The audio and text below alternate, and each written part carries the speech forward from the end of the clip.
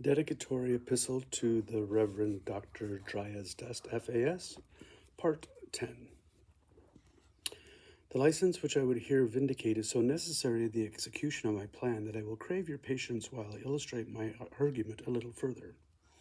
He who first opens Chaucer or any other ancient poet is so much struck with the obsolete spelling, multiplied consonants, and antiquated appearance of the language that he is apt to lay the work down in despair as encrusted too deep too deep with the rust of antiquity to permit its judging of its merits or tasting of its beauties.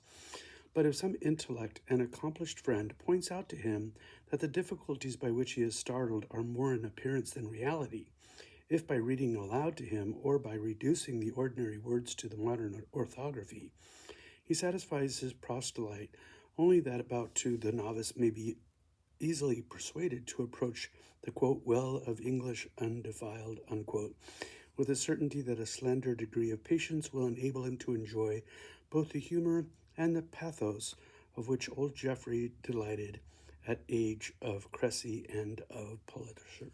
How do you like that?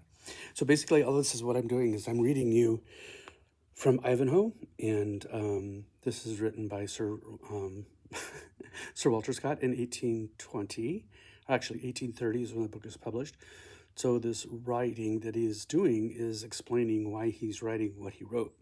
And so this dedicatory epistle to this fictitious doctor, reverend, was given to the public. So when the book was published, he could actually give it credibility by creating this fictitious character, the reverend doctor, right? Give a doctor title to this fictitioner, dry as dust, play on words.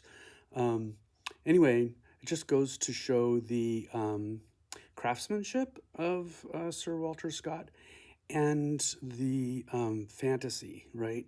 And where fantasy comes from today in modern writing, and how sometimes the writings of people can cause fantasy thinking in others, right?